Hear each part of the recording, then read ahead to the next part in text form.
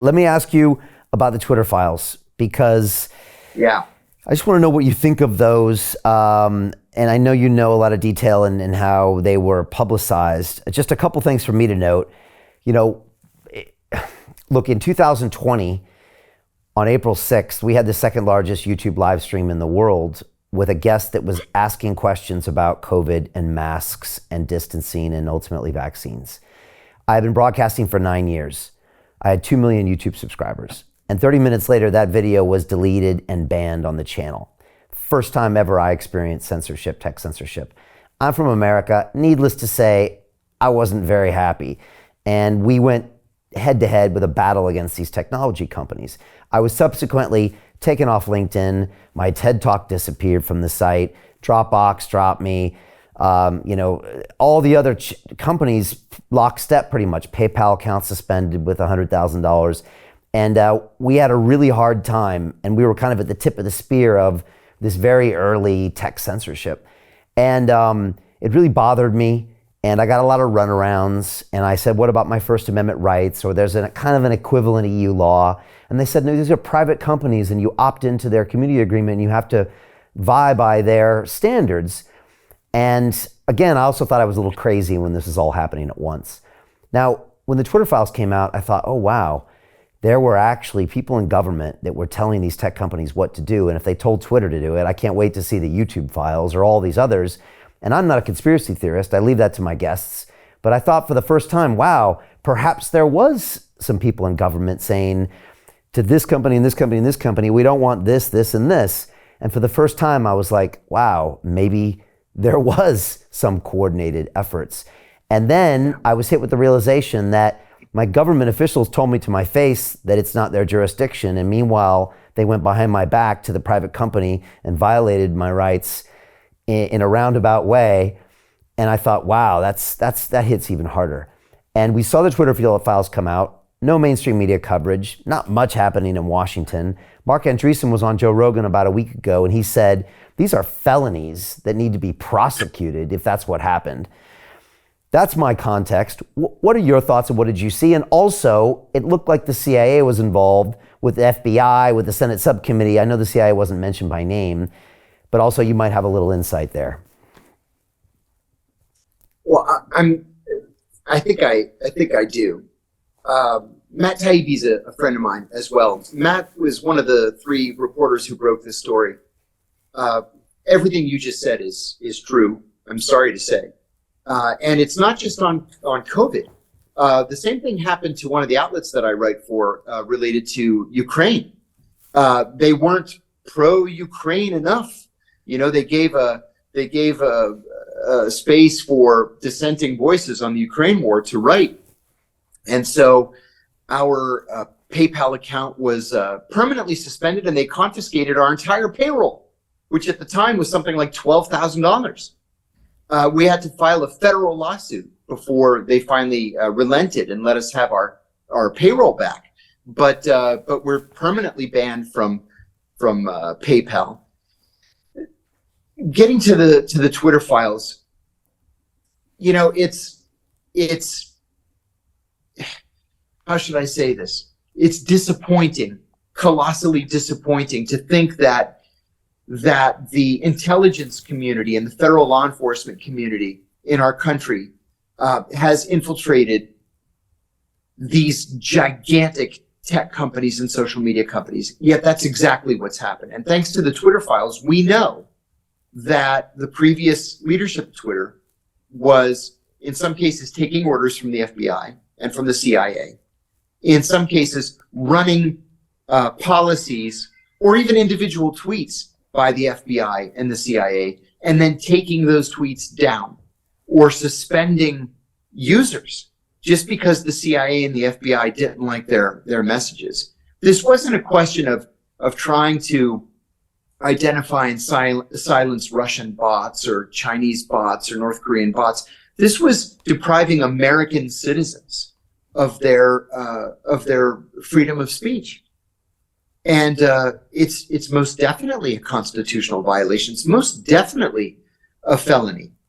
Now, they can dance around this all they want and say, well, no, that they weren't asking that people be silenced. They were just conveying the idea that they were troubled by some of the language. No, that's not at all what they were doing. You know, when I was at the CIA in the immediate aftermath of 9/11, I was working for a guy who I really respected. And he abruptly resigned. He had been a 2-time station chief of big stations, senior intelligence service. He abruptly resigned. And I said, geez, man, you're so young. You have another 10 years here. Where are you going? And he said, oh, I'm going to be the chief of security at Microsoft. And I said, oh, my God. I mean, they must be bringing you the money in a wheelbarrow. And he laughed. Well, just after that, I had other colleagues who left to go to this new thing called Facebook, and then this newer thing called Twitter, and then they're going to Snapchat and to LinkedIn and all these different places. And it's like, my God, either these guys know something that I don't know, and they're making more money than they can count, or the CEOs of these companies know something, and they're trying to grease the skids inside the intelligence community. And thanks to Matt Taibbi, we know that that's what was happening. People were deliberately silenced.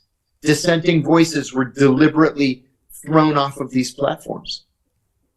And we know that if that healthy debate had been allowed to happen, I mean, a lot of mistakes would have been prevented. A lot of lives would have been saved. If, go figure, yes, you would have had free speech and open, honest debate about all these things that are happening. Imagine, right? Imagine an actual debate. Yes.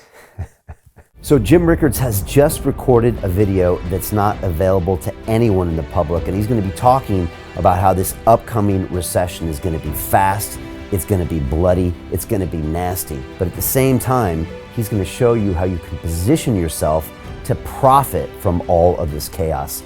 Now, we've made this video only available to our viewers. Go to londonreal.tv/Jim. Watch that immediately. I can't say enough good things about Jim Rickards. He understands the global economic system better than any guest I've ever had on London Real. His predictions are almost uncannily true, and you can learn how to profit from his vision, from his expertise, and his understanding of economics. So go to londonreal.tv/Jim or click the link below. It's an excellent, excellent look on what's going to happen in the future and how you can position yourself to profit from that. Jim is one of the best in the business, one of my favorite guests on London Real. And he's very, very good at predicting the future and showing us all to profit from it. So click the link, and I hope you enjoy. Hey, do you want to profit from crypto? Then join my DeFi Academy. The Crypto DeFi Academy will help you create generational wealth. But don't take my word for it. Listen to my students. When I first got into crypto, I remember thinking to myself, I need to learn more. Brian Rose, learning crypto, learning DeFi, got to do it. I am so grateful that I jumped in and did this. I had to break through some limiting beliefs that I can do this, that I can afford this, that I can be in this. It challenges the things that are deeply rooted within us. Joining DeFi Academy has been one of the best decisions I have made on my blockchain journey. This course was a life changer, a game changer, a huge eye-opener, coming from knowing practically nothing at the speed of the learning over 4 weeks. Was just fantastic. The information you provided in this class was invaluable. I feel far more confident in my next steps. You took complex concepts and made them easier to understand. What's different than so many other ones is it just doesn't tell you what to do. It actually makes you do it. This is for people who are serious about becoming traders. This is the way it should be done. I realized from this learning experience again that it is not about what you learn, but about who you learn it from. The energy was insane. I've never experienced such incredible energy on a live call. Brian Rose, you are a legend, my friend. It's the only thing in the market where you can get all information and learn everything what you need to know. Everything is so clear and so well done, and I'm just forever grateful for this program. It made me feel so much more confident about crypto than I did before.